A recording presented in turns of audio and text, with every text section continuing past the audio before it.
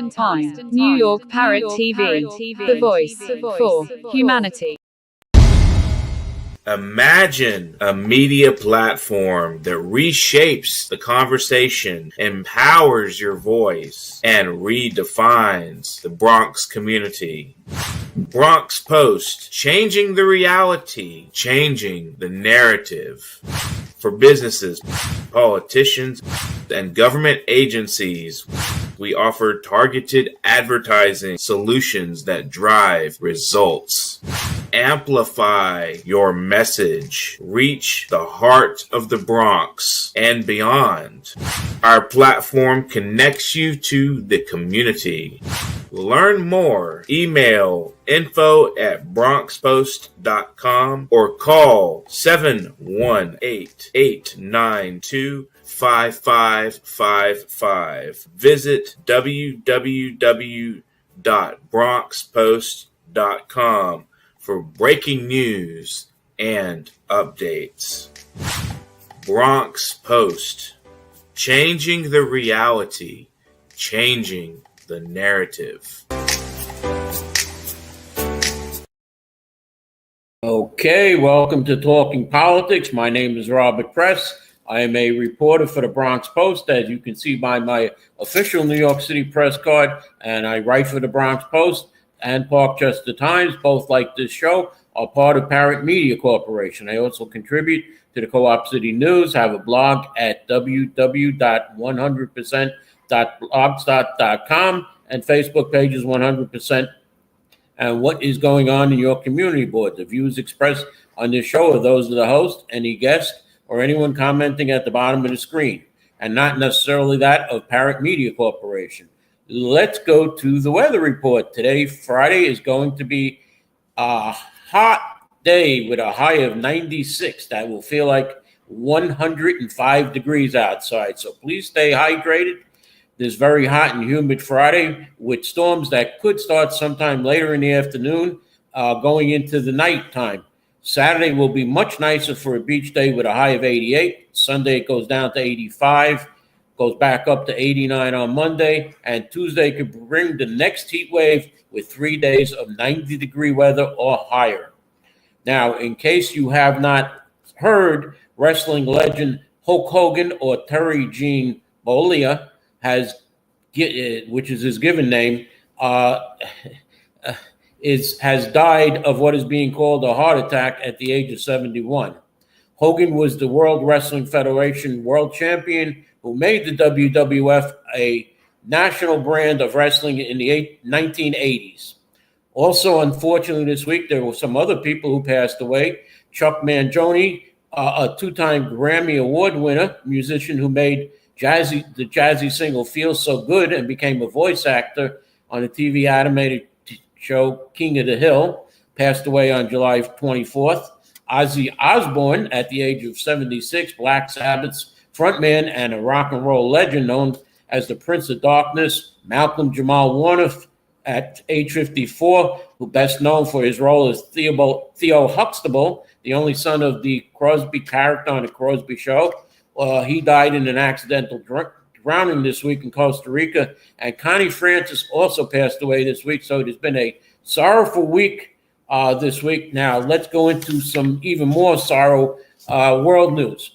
As far as Russia and the Ukraine go, Sunday night, Russia unleashed one of its largest aerial assaults on Ukraine in recent months. Only hours before, the United Kingdom and Germany would chair a meeting to discuss Trump's plan for NATO allies to provide Ukraine with weapons. Ukrainian President Vladimir Zelensky announced that the country will hold another round of peace talks with Russia in Istanbul amid rising tensions between the Kremlin and West. Earlier rounds of negotiations in Istanbul led to a large-scale prisoner swap, but precious little progress towards an actual ceasefire deal. Adjust your expectations. We don't have any reason for hope for some miraculous breakthrough, Kremlin spokesman Dmitry Peskov told reporters on Tuesday. It's hardly possible in this current situation. Now, Wednesday night, major protests erupted in the Ukraine following President Vladimir Zelensky's signing of a new law limiting his nation's top two anti-corruption organizations. The measure gives Zelensky's prosecutor general sweeping powers over the National Anti-Corruption Bureau and specialized anti-corruption prosecutor's office. Critics fear it will further enhance the power of his divisive inner circle, much like some people think is happening right now here in the United States. The protests are the first major demonstrations in the country since Russia's invasion in 2022, and concerns are ripening among pro-democracy activists that the sudden crisis could offer the Kremlin a powerful propaganda tool and threaten not just Ukraine's unity, but also its support from the West at crucial moments in the war. Let's move to Israel and Gaza. In the meanwhile, Gaza ceasefire negotiations yesterday were cut off by the United States team led by Steve Witkoff, who backed away from the table and said Hamas shows a lack of desire to stop fighting and end the war. We will now consider on alternative options to bring the hostages home and try to create a more stable environment for the people of Gaza, Witkoff said. Israel also pulled out of its negotiating team. Meanwhile, world leaders are rallying around Gaza, with Canadian Prime Minister Mark Carney slamming Israel for the growing humanitarian crisis in the West Bank. French President Emmanuel Macron said France will recognize Palestine as a state. Now, the Justice Department is suing New York City and other cities over their sanctuary policies. Yesterday, the Justice Department filed a lawsuit against New York City Mayor Eric Adams and several other city officials to challenge New York sanctuary city laws. As detailed in the complaint, New York sanctuary policies have allowed dangerous criminals to roam the streets and commit heinous crimes within the community. These policies reflect an international effort to obstruct federal law enforcement and thus are preempted under the Supremacy Clause of the United States Constitution. New York City has released thousands of criminals on the streets to commit violent crimes against law-abiding citizens due to sanctuary city policies, said Attorney General Pamela Bondi. If New York City won't stand up for the safety of its citizens, we will. For too long, New York City has been the vanguard of interfering with enforcing our immigration laws, and said Assistant Attorney General Brett Shumate. Its efforts to thwart federal immigration enforcement end now. The case filed in the Eastern District of New York is the latest action from the Justice Department fighting back against unlawful obstruction of the enforcement of federal immigration laws. In the past 3 months, the department has filed lawsuits against Los Angeles, New York State, Colorado, Illinois, the city of Rochester, in New York and upstate New York, and several New Jersey cities to invalidate unconstitutional sanctuary policies. Recently, the mayor of Louisville revoked the city sanctuary policy after the Justice Department threatened legal action. Now, a link to the full 37-page complaint is on my blog, www.100%.blogspot.com, in the archives section under Justice Department sues New York City over sanctuary policy. Let's look ahead to 2026, how the Democrats and the Republicans are doing.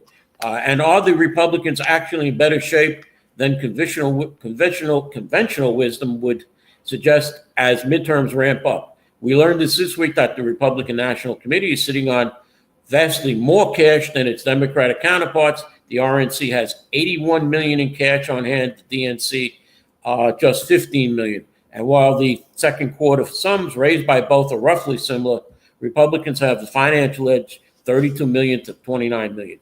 Democrats' attitude that fundraising disparity to Trump's brand strength and the relative weakness of the Democrats' own, you're seeing Democratic institutions like the DNC having trouble raising grassroots money because these institutions are so tied to the National Party brand, which to state the obvious is not a popular brand right now. One prominent Democratic strategist told Playbook, exploring the upper hand at midterms inch closer is something of a Rorschach test with people seeing what they want. That's a test where you look at different dots and tell the doctor what you see. But Republicans like what they have been seeing in polling responses to the question, who cares more for the needs of people like you? Congressional Democrats, according to a Quinnipiac poll, university poll released last week, have an approval rating of just 19%. The trends are real. An NRCC official told Playbook, "We feel good about where our polling is. We feel confident about the momentum. The donor base is fired up." Meanwhile, the Democrats are having a problem. One thing that is distracting the Democrats, where's Hunter Biden? Interesting, a negative news cycle for Trump. This time he gave a 3-hour video podcast interview and used it to rip into Democratic critics of his father, former President Joe Biden. They would joke he ripped George Clooney to John Favreau, David Axelrod to John Covelli. Team Trump watched this with glee. Another thing that could divide Democrats, Senate Minority Leader Chuck Schumer is quietly turning his caucus towards a critical decision on how to handle the fall funding showdown after he and Senate Democrats faced a blistering criticism from the party's base earlier this year. The chamber is set to vote on the first segment of government funding bills. Schumer is holding discussions about what their strategy should be ahead of the September 30th showdown deadline. The U.S. and Venezuela just finished a prisoner swap where the Trump administration convened a large-scale prisoner swap, sending 250 Venezuelans who had been deported and imprisoned in El Salvador back to their home country of Venezuela in exchange for 10 U.S. nationals. Secretary of State Marco Rubio announced on X that the released Americans were on their way to freedom, adding that every wrongfully detained American in Venezuela is now free and back in our homeland. Melissa Harper, the acting assistant director of enforcement and removal operations for Immigration and Customs Enforcement, revealed in legal papers filed to a federal judge, the Trump administration obtained assurances from the Venezuelan president, that the government would permit its citizens to return to the United States for legal processing if required by court. The Department of Homeland Security, meanwhile, announced on Wednesday, U.S. Immigration and Customs Enforcement has issued 6,025 arrest requests to transfer custody of detainees in sanctuary New York City since January 20th, 2025. During the entire Biden administration, ICE only issued 9,472 detainees in New York City. Under President Trump and Secretary Noem, there has been a more than 400% increase in the number of detainees lodged in New York City. Despite the 6,025 arrests, detainees lodged, New York City has honored just a handful. In non-sanctuary cities, law enforcement would honor these requests and transfer these criminals, illegal aliens, to ICE law enforcement to detain and deport them. Now, as far as the problem here in New York City with Mayor Adams and others, ICE is to flood the zone. The Trump administration said that they will flood the zone with ICE agents in New York City after the city council blocked federal law enforcement agencies from opening an office in the city jails. President Donald Trump's border czar Tom Homan said the following to Politico.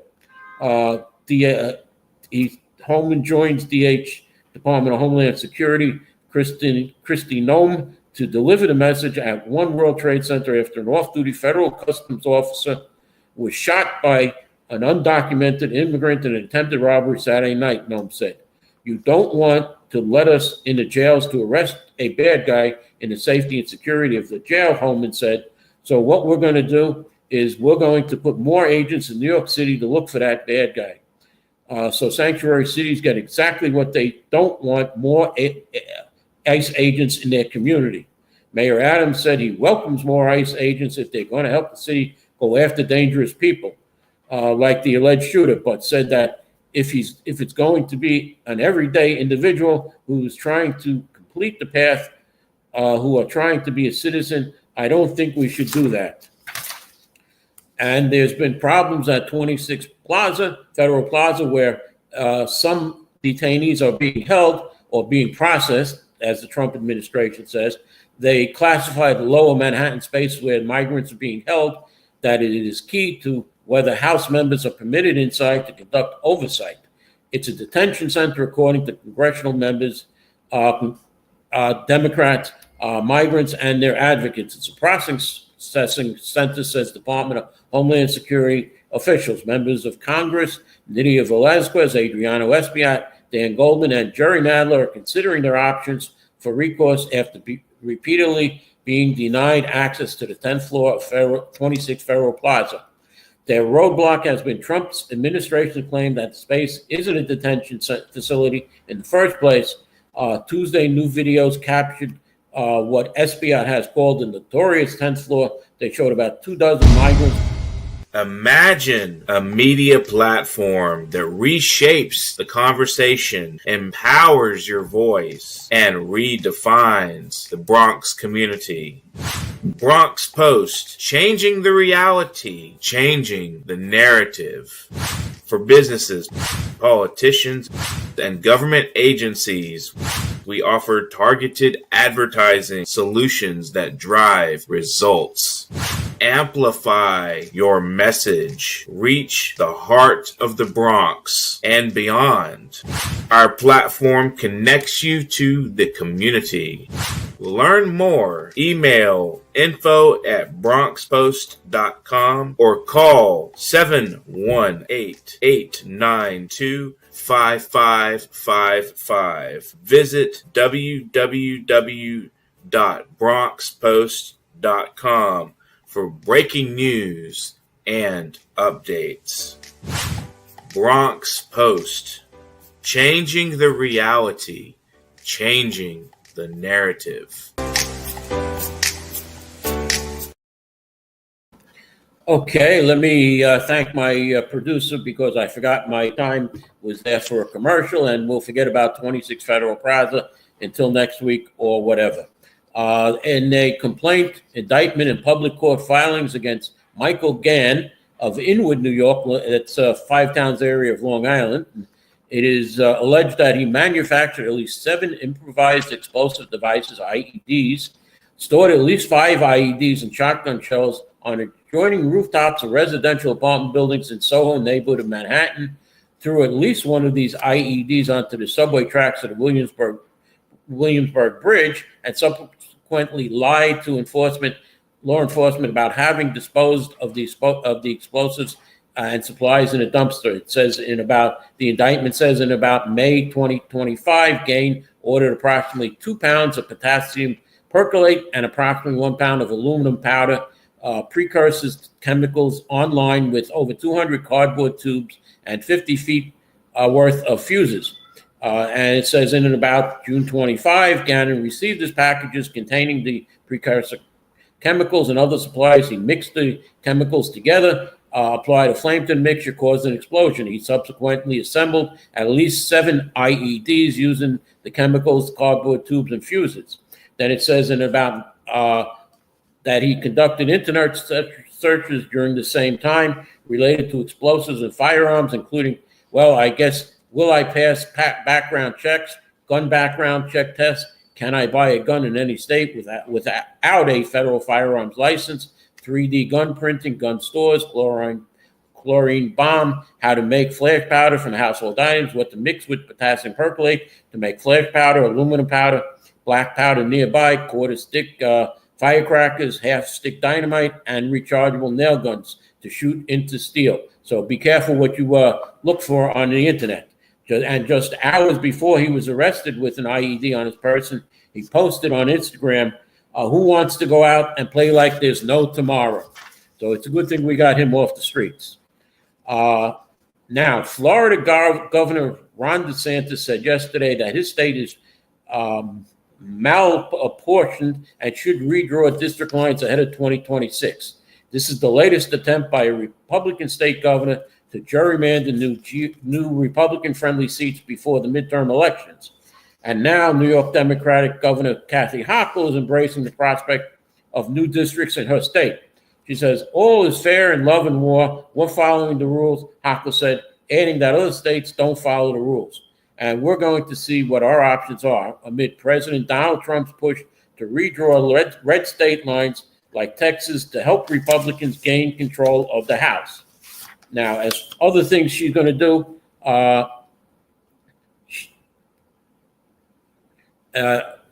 New York State's legal cannabis market is expected to grow by leaps and bounds in the coming years, while sales in many state markets have stagnated, which is why New York will be the likely primary driver of the national sector of impeding growth.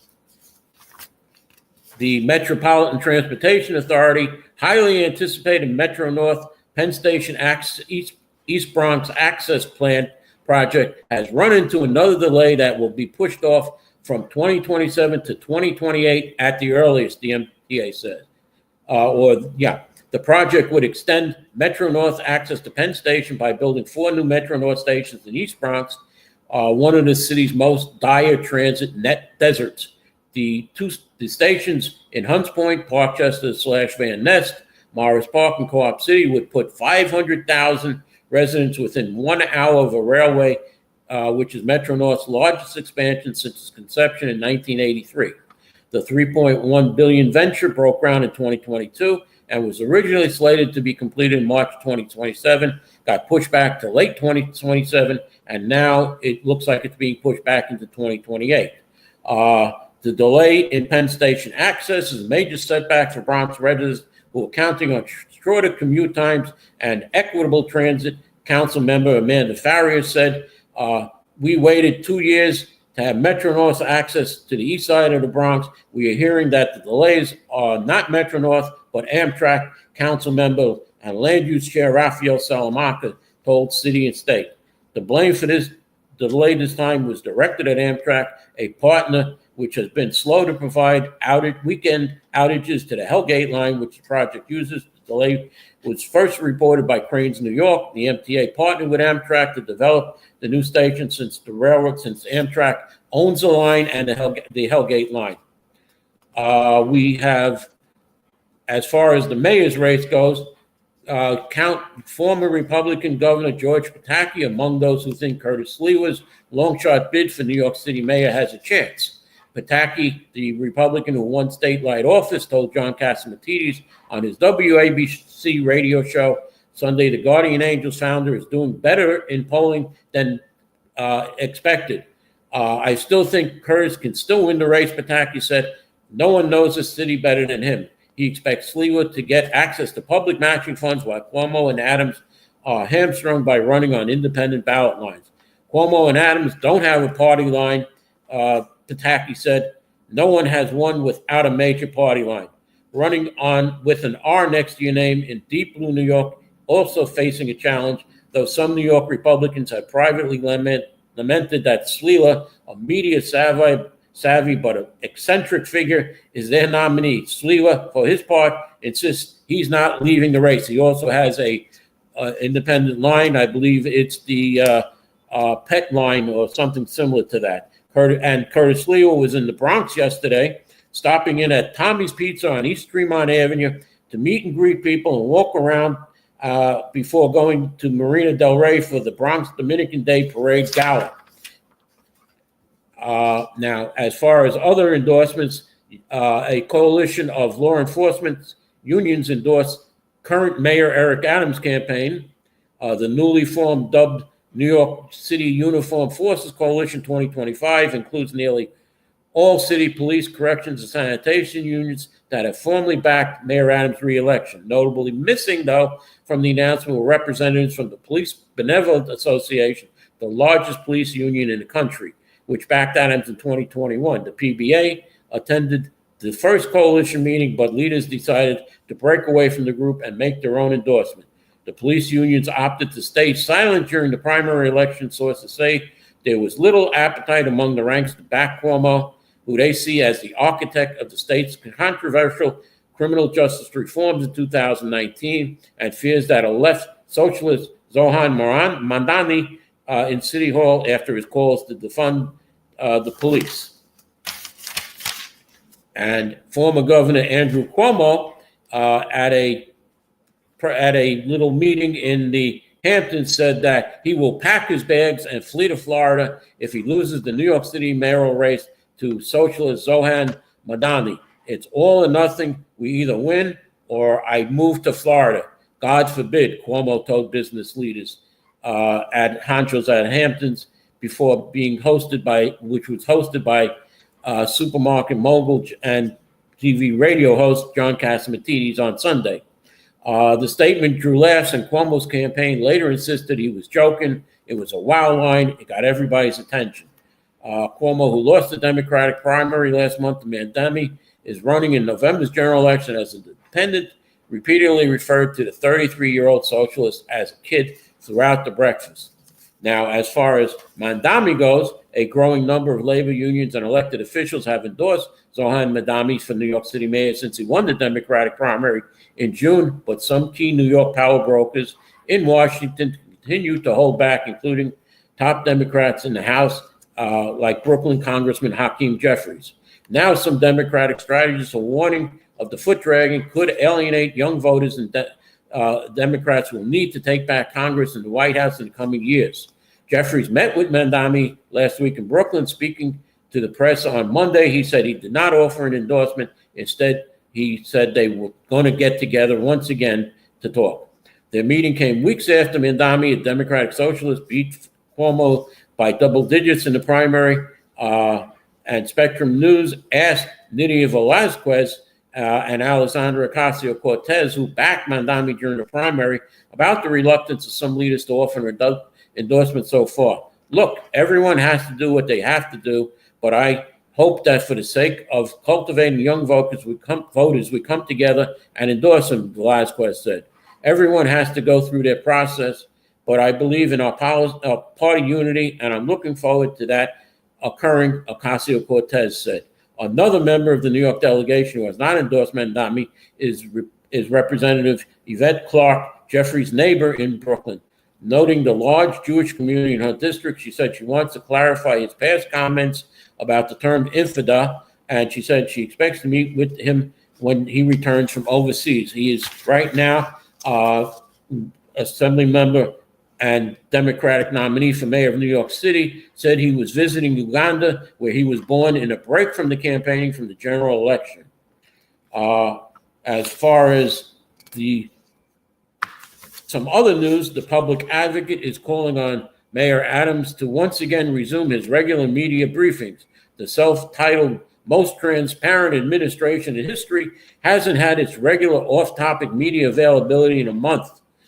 I understand why the mayor will want to answer a question about most of the issues he's facing this moment, but that's no excuse. New Yorkers deserve to hear the truth from their mayor, or in this case, to hear from him at all. If he does decide to step back in the Blue Room anytime soon, I have a few questions for him about the last month. Does he support retaining the officer who killed Alan Feliz in defiance of the New York NYPD judge ruled he should be fired?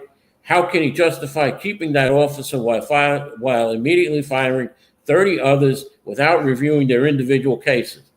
Speaking of due process, Williams continued, will he condemn the Trump administration's routine abduction of New Yorkers outside immigration court, or does he still give hats off to ICE? Does he want them to flood the zone and expand their tactics into our communities?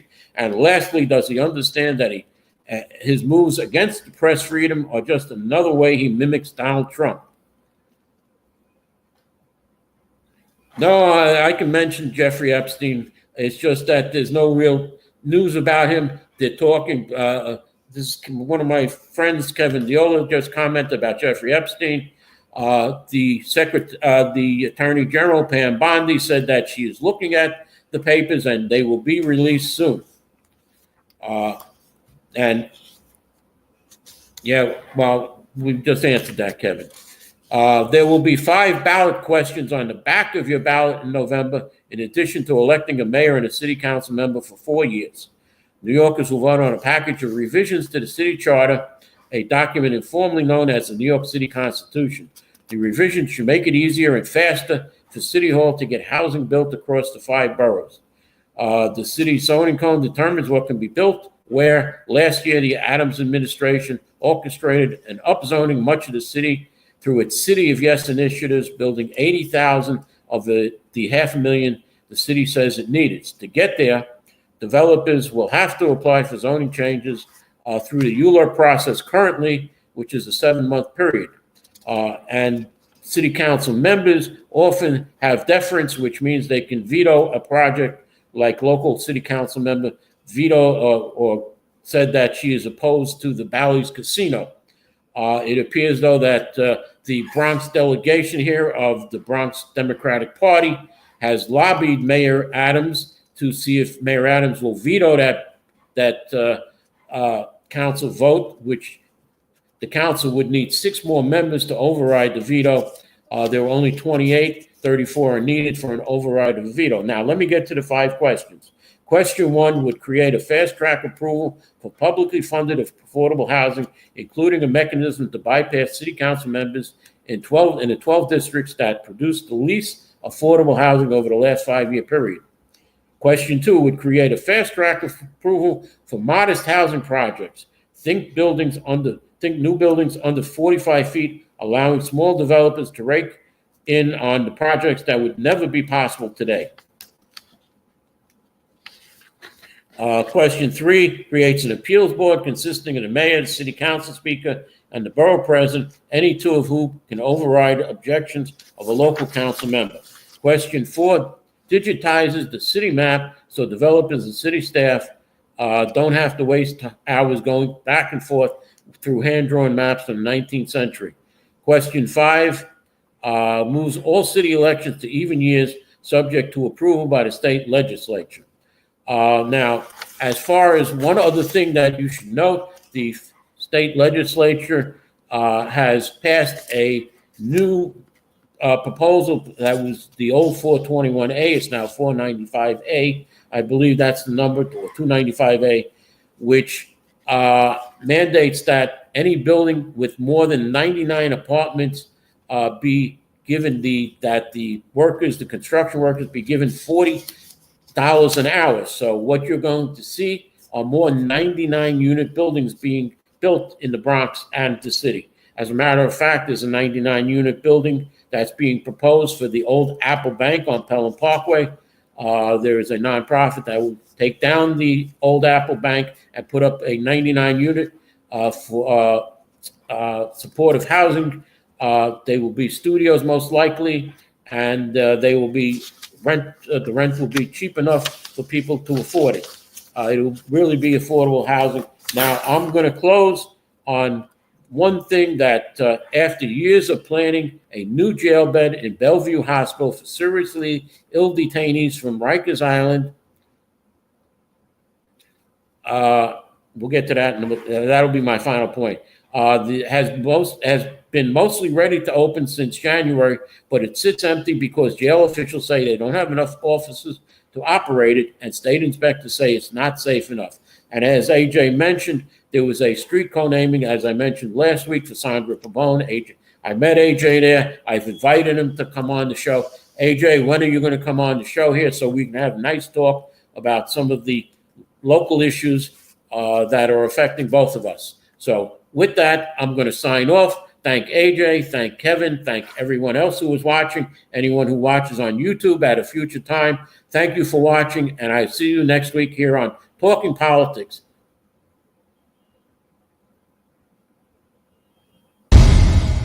Imagine a media platform that reshapes the conversation, empowers your voice, and redefines the Bronx community. Bronx Post, changing the reality, changing the narrative. For businesses, politicians, and government agencies, we offer targeted advertising solutions that drive results. Amplify your message. Reach the heart of the Bronx and beyond. Our platform connects you to the community. Learn more. Email info@bronxpost.com or call 718-892-5555. Visit www.bronxpost.com for breaking news and updates. Bronx Post, changing the reality, changing the narrative.